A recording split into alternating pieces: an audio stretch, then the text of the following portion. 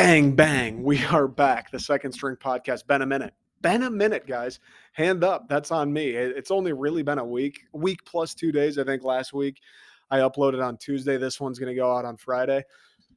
It's good to be back, though. Can we take a moment? Just give me if you're listening, if you're driving, you're on your way to work, whatever it is, you're maybe at work. I like to listen to pods at work. Can we just get a real quick,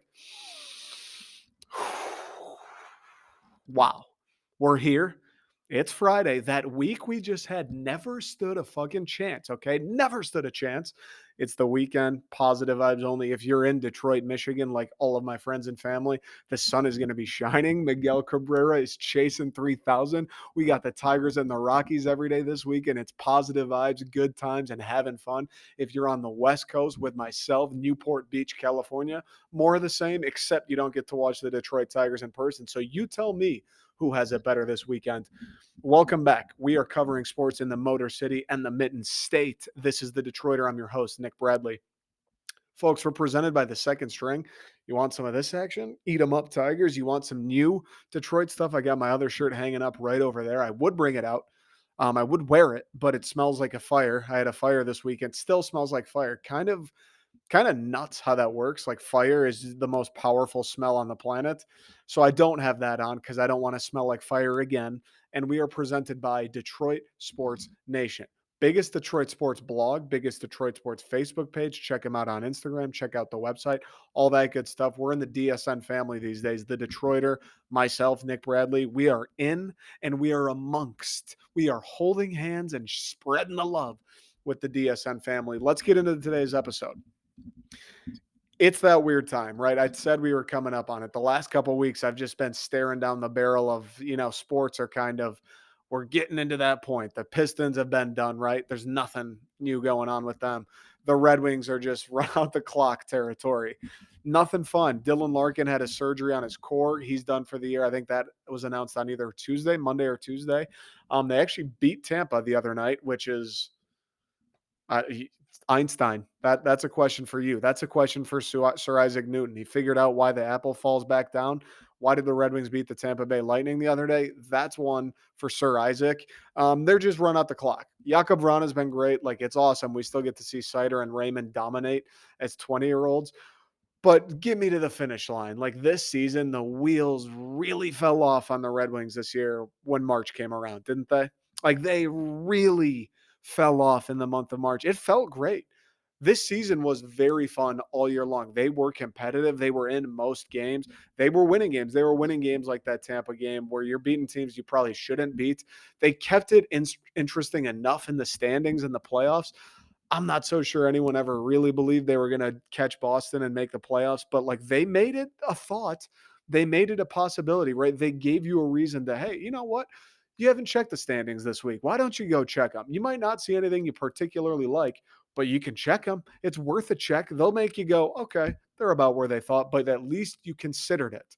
Now March came around and it just, everything fell apart. It was kind of like this team was built for a 50-game season, 60-game season maybe, and then they started to get to that point where Larkin's playing injured. Some other guys, the depth pieces are falling off. These young guys, as great as Raymond and Seider have been, Veleno, maybe they're not excuse me, maybe they're not 100% ready for the grind of an 82-game season traveling. And it's just like the bad team showed. The bad team ended up prevailing. The Red Wings that were in the lottery last year, that are going to be in the lottery again this year, the rebuilding Detroit Red Wings that haven't made an effort to win a Stanley Cup in 5-6 years, they're the ones that came through this weekend. Plain and simple, or this last month. Plain and simple. It is the way it is. Like, we've said it 1,000 times now. You can come to me. You can go to 97.1, the Winged Wheel Pod, whoever, no free shout-outs, whoever you want to go to. Listen, we were all in the same boat. We wanted this season to be competitive. We wanted to see guys like Larkin, Raymond, Seider, Vrana, when he did play, step up and show that they can be pieces of the future. And I think, all things considered, like, that did happen. Nedeljkovic kind of fell off, which was disappointing. Zadina really never showed anything at all. Like, he scored a couple goals, but like, scoring a couple of goals, Phil Zadina, what was he, the 4th overall pick? We didn't bring him in. Our expectation for him, our highest hopes aren't, oh, he scored a couple goals. No. Or if unless a couple's like 20, 25, Our expectation's not he scored a couple goals. So there were guys that I think kind of made it worth it and fulfilled that expectation, got us gassed up, got me ready for next season. But at the same time, March happened. They started getting blown the fuck out. Like, not only just losing games, like it happens. You're going to go on runs. That's how hockey works. You're going to win a few in a row. You're going to lose a few in a row. I just have the problem with getting embarrassed. I have a problem with giving up 10 goals to the Maple Leafs, giving up 9 goals to the Lightning, giving up 7 goals to Florida. Like, that's where I have the problem. And Dylan Larkin said it best after they lost to Florida last week. Like, people need to fucking realize, I know Detroit hasn't been the Detroit Red Wings since 2014 or so. People need to realize, and he was kind of talking people within the organization, not me and you, people that are putting on ice skates and playing the game of hockey at Little Caesars Arena 41 times a year, they need to realize, like, you play for the Detroit Red Wings. You're not playing, no disrespect, for the Nashville Predators. You're not playing for the Arizona Coyotes. You're playing for the Detroit Red Wings, a franchise that has almost invented the word excellence when it comes to the NHL, that has known really nothing but excellence since the 1970s. An organization that is led by a guy in Steve Yzerman who knows nothing but excellence. You need to fucking realize that. Like, we all know it's not the most talented roster in the world. We don't expect you to go out and smash Florida or smash Tampa Bay. No, no, no, you shouldn't, because you don't have the talent. What we do expect is for you to go out every night wearing the winged wheel, wearing the one of the most proudest patches in sports, and fucking act like you're proud of it.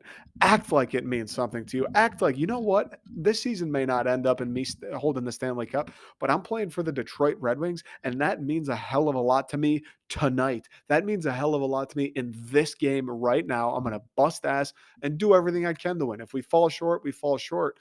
Larkin said it real well, and it came to fruition a little bit winning against Tampa.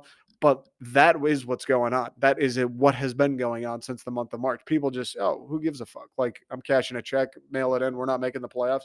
Whatever. I'll go to the rink, go home, throw on a movie, rinse, repeat. Like, people, there needs to be a greater appreciation for what the Detroit Red Wings should be. And every franchise should strive to be like this, right? Like, look at Florida. Nobody gave a fuck about the Florida Panthers up until 2 years ago. Like, even now, they're a wagon. They might win the Stanley Cup. They're one of the best teams in the league. I don't know how many people necessarily give a fuck about Florida anyways, but they should, right? Even in Florida's darkest days, you should. You're a pro athlete. You play NHL hockey. Like, every time you take the ice, you should do everything in your power to give the other team hell, much less when you're doing it for an iconic original six franchise like the Detroit Red Wings that holds the record 25 straight years in the postseason. You look up at the rafters at LCA, all it is banners and jerseys. Gordie Howe, Steve Yzerman, Nick Lidstrom, legend, legend, legend, legend, legend, legend, legend. Teams that I grew up, like, in my mind, it was a foregone conclusion that the Red Wings were in the playoffs. A foregone, wasn't a possibility. Oh, are they going to? No, no, no. They're playing hockey. Okay, the Red Wings will be in the playoffs. Pencil it now. Pencil it now. It doesn't matter who they play. Doesn't matter who they lost in free agency. Doesn't matter what day the season starts. I don't give a fuck. Red Wings are playing hockey. Okay, they'll be in the playoffs. More people need to act like that and play like that. And I'm hoping a guy like Larkin, who I do believe is a great captain, and I do believe should be the captain. I was super happy when they announced him. Everything he's done this year, whenever I hear him talk, the way he's been on the ice, like, much more aggressive and much more, I'm not going to take shit from anybody. I'm sick of losing. Like, he stood up for himself and the organization much more than he has and other guys have in years past. Like, I'm in on Larkin. I'm all the way in on Dylan Larkin. Hopefully he and that mentality can rub off on some of these guys that will be part of the future. Hopefully that rubs off on Mo Sider, Raymond Valeno, those same guys were like, dude, I know we were bad. Like, Mo, you had a great year and I know we still stunk. Don't fucking get used to it. Don't take shit for Victor Hedman wants to face wash you. Fuck him. I don't care who he plays for. I don't care how many Norris trophies he has. I don't give a shit. You play for the Red Wings, Mo. We don't take that from anybody, dude, because we play for the Detroit Red Wings. So I love that Larkin has taken notice of that and seems to, like, that seems to be a thought in his head. The whole have pride in the crest and have pride in this franchise and the people that came before you. Hopefully that rubs off on some of these guys that will be part of the future because, there are some guys, Mark Stahl, like, he may not give a fuck because he may retire very soon. He may be a free agent and go somewhere else. There are plenty of guys on this team that aren't part of the long-term future, that don't necessarily need to be invested in the Detroit Red Wings and building a culture and setting the tone for the future and for the young guys. Plenty of guys here that doesn't pertain to, which I understand. Like, it's your job, dude. You don't need to be a Red Wings fan. You just happen to play for them. They happen to pay you.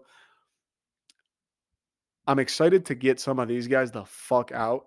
Not because I dislike them, like some, fine players, some of them, but I'm excited to get some of those guys the fuck out. Some of these stopgap, just plug band aid guys, and let's just bring in everyone who's going to be a part of the future of this team. I kind of hope Stevie would have done more of that coming into this year, getting rid of some of these stopgap guys like Mark Stahl, where it's Danny DeKaiser. I know he's been here for a while, but it's like, bro, this is, you don't have anything.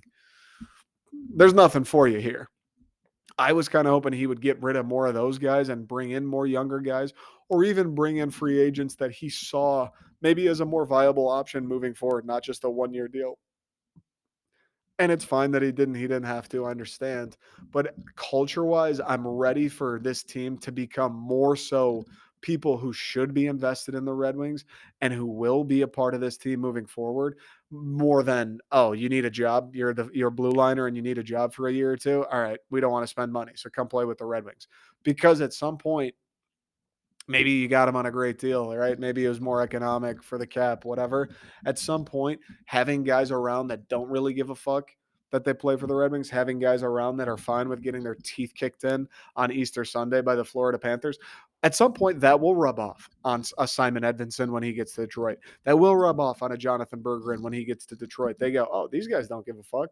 This 30-year-old I play with doesn't care. Why would I care? No, no, no, no, no, no, no, no. No, no, no. Cut that out. And I'm a fan of Larkin for making it known. One last thing on the Red Wings. Saw a bunch of stuff on Twitter, on the internet this week. People talking about people saying they don't like Dylan Larkin as the captain. They don't believe Dylan Larkin's a first line center. Okay. Okay. Let me preface this. I don't think I saw anyone actually saying, Dylan Larkin stinks. Dylan Larkin shouldn't be the captain. Dylan Larkin, I'm an idiot. I don't think I saw anybody outing themselves as having brains made of jello. I don't think I saw that. But I did see a lot of people doing if you think Dylan Larkin stinks, you're a moron. So kind of like responding to people that would have said that. I don't know if it's even true. I don't know if that, I don't know. Because again, I didn't see anyone actually roast Dylan Larkin. But if there are people out there who don't think Larkin should be the captain or don't think he has what it takes to be a first line center, you are an idiot, dude. You don't know anything. Sorry. Don't want to be mean. You don't know anything. How could you watch what Dylan Larkin did this year and have either of those thoughts? Captain, we just talked about it. He's saying people have pride in wearing the winged wheel. That fucking means something. That's special. We saw him. He gets hit in the back. He will sucker punch you in the mouth. Hopefully end you. Hopefully end you for a couple weeks. He will get in your face. He will shove you to the fucking ground if you touch his goalie. He doesn't care anymore. He doesn't care that he's supposed to be a skill guy or he's the captain or the Red Wings think. He's tired of it. One. Two, he had by far the most productive season we've seen him have. Finally, get him a guy in Lucas Raymond to play with. Bertuzzi stays healthy. What do you know? It Dylan Larkin looks elite. He's scoring goals. I don't know how they went in. He's making plays. Don't know how he did that. He's putting blood, sweat, and tears to back check on a shorthanded breakaway to make sure Artemi Panarin doesn't bury one. Yet he doesn't have what it takes to be an elite first line center. Spare me. He doesn't have what it takes to be the captain. Spare me. Steve Yzerman picked him. Steve Yzerman could have scooped up Oscar the Grouch and put the C on his chest, and I would have been like, all right, cool, Oscar, let's roll. You ever played hockey before? You know what hockey is? Ever seen a hockey puck? Anyone ever throw one of those away in your bedroom? Like, I don't care. Steve Yzerman gives you the blessing. I give you the blessing. To think that there are people out there who like don't believe in what Steve Yzerman sees in Dylan Larkin or disagree with the talent or the character and leadership that Steve Eiserman sees in Dylan Larkin? Are you on drugs? And where'd you get them? Because they for sure aren't sold anywhere near me. I've never even heard of the type of drugs that would make your brain act in that way. Honest to God. The FDA certainly doesn't regulate them. No chance. Where'd you get them? And why and how? And where'd your brain come from? Because it doesn't make sense. It'd be one thing if he had a little bit of a down year. Maybe he got hurt, right? Maybe, I don't know. I mean, it does suck that they were getting their teeth kicked in there, but like Dylan Larkin isn't every skater. Dylan Larkin doesn't play goalie. Dylan Larkin's not the fucking coach. This guy can only do so much. It's not a tennis match. He had an unbelievable season. He was doing things. He had a little tear there where it was like, this guy's one of the best players in hockey. And people still have the audacity to doubt him. There's a lot to dislike about what happened with the Red Wings this year. There's a lot to be disappointed in and questions to be had moving forward. If Dylan Larkin is on that docket, you've got your priorities fucked up, dude. You are in the wrong place talking to the wrong people. You're trying to buy spaghetti from a Chinese restaurant, man. You're in the wrong place. Go down to the street to Antonio's. Get your spaghetti there. Dylan Larkin's the captain. He should be the captain. He will be the captain. And he is the best choice. He will lead us as the captain. Bring in more talent. We saw this year. You brought up a couple more guys. Things got better. Bring up a few more. Edvinsson, Berggren, Soderblom, maybe Johansson. Maybe you finally go out and get a free agent that isn't just a warm body. He's a warm body that can use his hands. He's a warm body that can skate a little bit. He's a warm body that knows how to get a guy like Lucas Raymond the puck. Do a little bit more of that. Dylan Larkin's going to be a better captain because he'll be surrounded by more talent. That's all I got on the Red Wings for now. Let's do. Do I want to do a quick break or do we want to just slide into the Tigers stuff? Okay, here's what we'll do. We'll do a little bit on Michigan State recruiting, and then I will take a quick break. Fuck me, dude. I got to go to the airport in like 15 minutes. Okay, we'll do 5 minutes on MSU recruiting, quick break. We'll do a little bit on the Tigers and we'll call it a day. It's tough, by the way. I'm thinking like how I want to cover the Tigers this year. It's tough because they play every day and I'm not going to do a podcast every single night the Tigers play. I feel like baseball, the best way is to just summarize a week because I am going to miss moments. Like last week, the Torkelson home run in Kansas City. Fucking sweet. They haven't been great since then. They don't hit since then. Mize on the DL, Manning on the DL, Baez on the DL, and now Miggy chasing 3,000. Like, it is weird how big things happen in individual games with baseball, but it's just not feasible for me to come on here and do every single game. So, I mean, if you want that, Chris Castellani's your man. He's unbelievable. So I think we'll do a little bit of state recruiting, quick break, and then Tigers. State recruiting.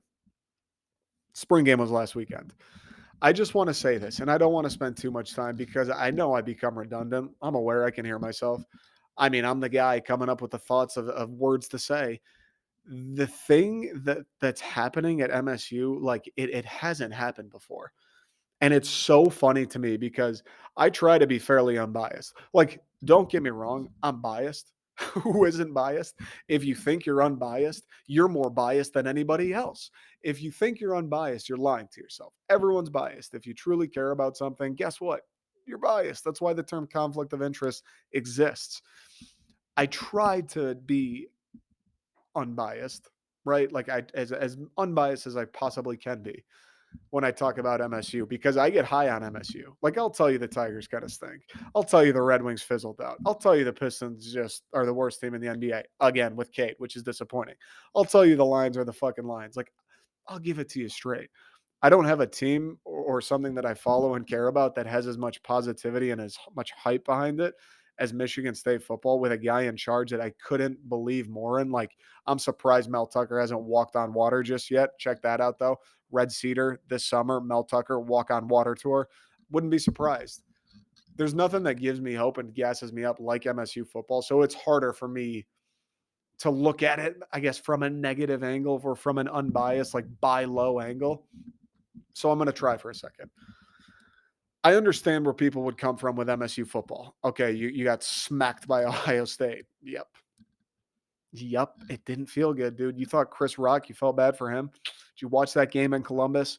Chris Rock got fucking love tapped. We got smacked by Ohio State, which wasn't good.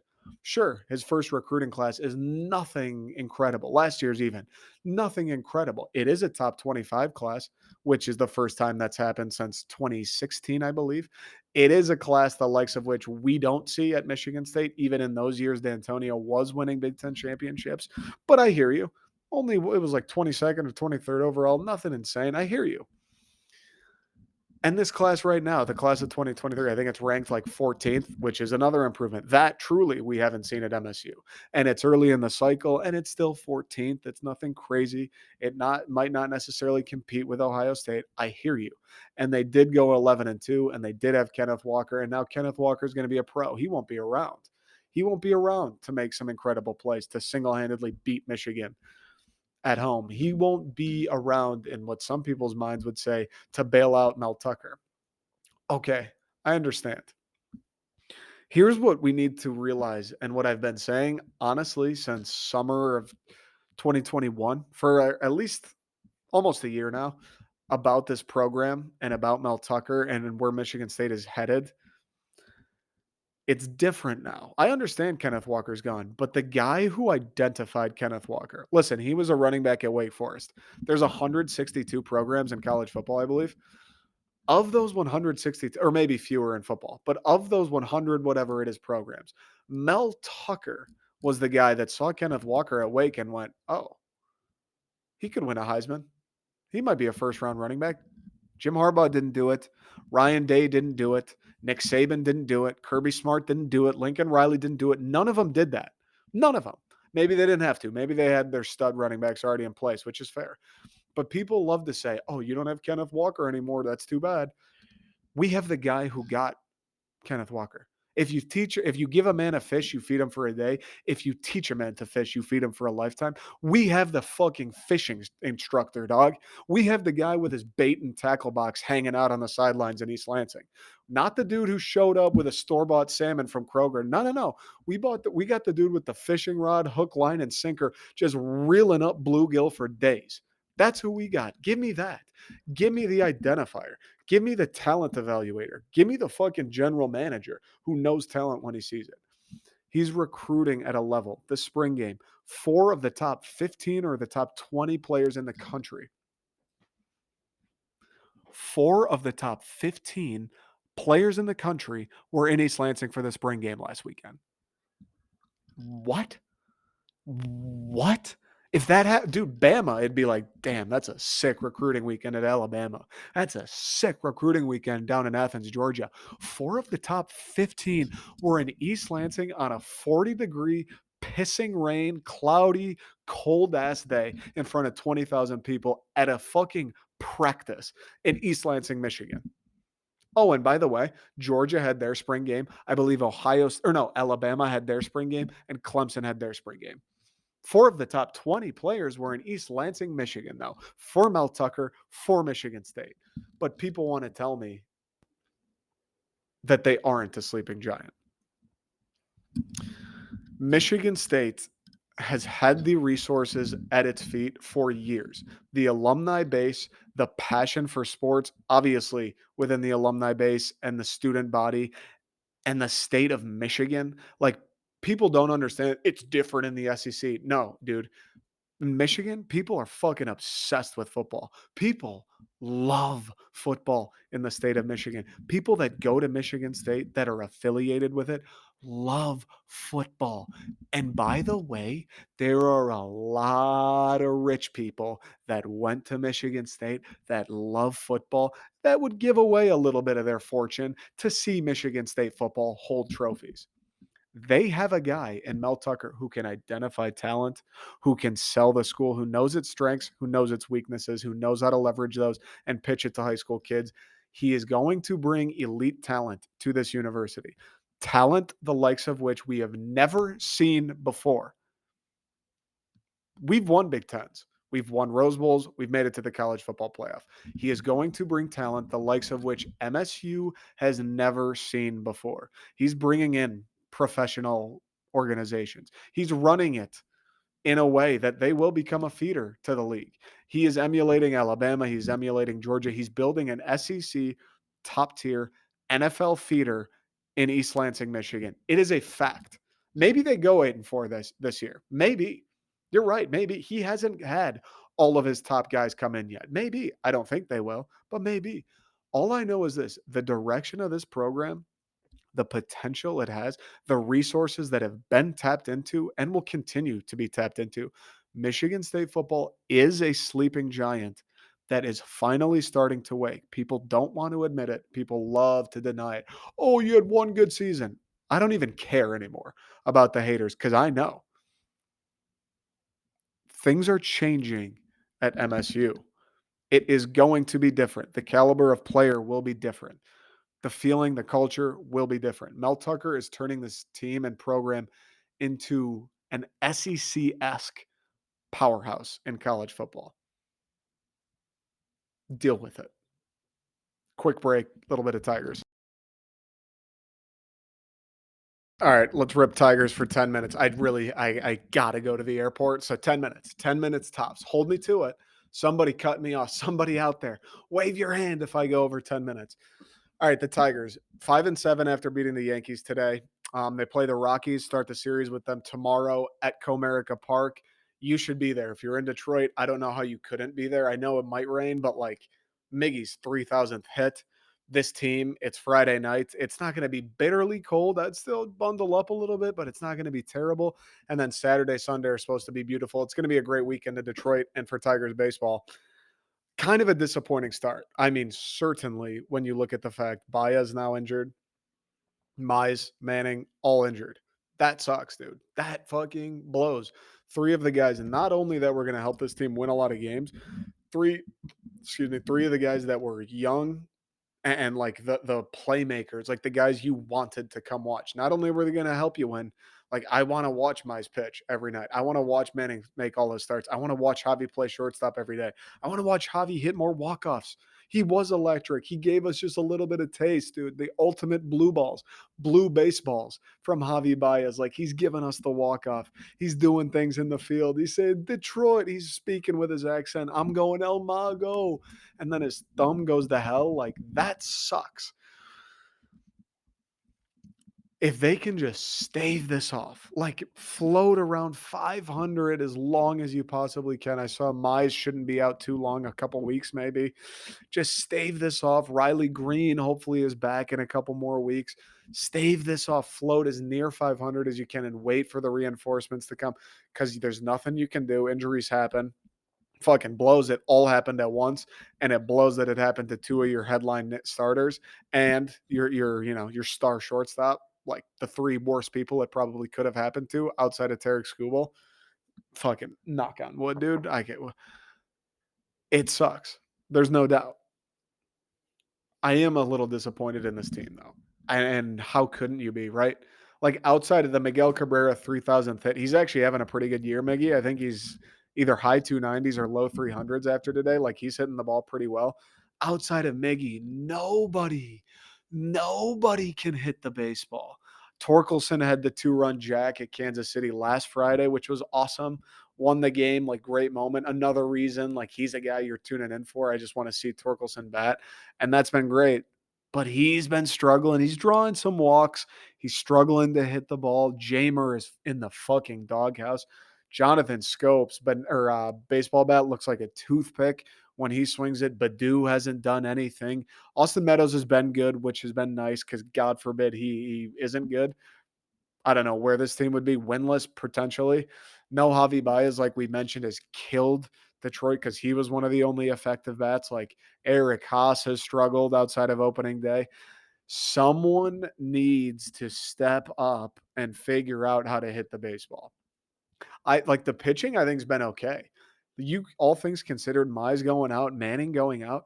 The pitching's been okay. The bullpen was unreal tonight against the Yankees or today against the Yankees. Gregory Soto, bases loaded, one out. Fucking don't worry about it, AJ. I got this. El Demonio. I just you got to hit the ball. And it's frustrating that it's the hitting the lineup that's let us down because that felt like the one big thing we upgraded this offseason. You bring in an Austin Meadows, bring up Torkelson, Green, who hasn't played. You return Jonathan Scope. You return Jamer. Both had great years last year. You return Badu, who was great last year. Miguel Cabrera, obviously, and he's been above what we expected him to be. And the problem has been hitting the ball. Like, God, that sucks, man. God, that sucks, especially when you're getting pretty good pitching. How many games now have the Tigers lost? 4-2, 5-3, 3-1. How many games now where it's okay, they gave up a couple runs, but unless it's Mize, Manning, or Skubal, are you really expecting like a 7-run or 7-inning, 1-run outing? Are you really expecting that from anyone in the rotation? Even Mize, like if he goes 5 innings, none earned or 1 inning, I'm like, okay, that's decent. I'll take that, Casey. Then the Tigers giving up 2, 3, 4 runs in a game, you should be able to win those games. Like it felt like the moves made this offseason elevated the lineup enough to where they could overcome that. It felt like they were overcoming that number last year. Like there were times where you looked at what the lineup did last year, what Scope was doing, Jamer, these guys who are just struggling so much, Eric Haas. And it was like, dude, if you throw in a shortstop and then you throw in Torkelson, that's like a decent lineup. Forget adding Austin Meadows on top of that. Like we got something cooking with that. We have the Tigers kind of had something cooking last year with their lineup. And then you gave the thought, dude, give me another batter too. This lineup will win games. This lineup will put up numbers. And they haven't. They've been silent. I don't know what it is. I don't know if it's because it's cold in Detroit. I don't know. Like, is chemistry of the batting order a thing? Like, is Austin Meadows, is Eric Haas used to hitting behind him? I feel like that shouldn't exist. Jonathan Scope, is he used to Spencer Torkelson being somewhere in that lineup? Does that make any sense? I don't think so. I don't know what it is. Tucker Barnhart, as great as he is defensively, fucking blows chunks at the plate. It's just tough the way that these guys are losing, and it's tough that these games have been so close. They got blown out by the Red Sox once, but it's like the 4-2 loss where it's like 4 runs. We have guys that should be able to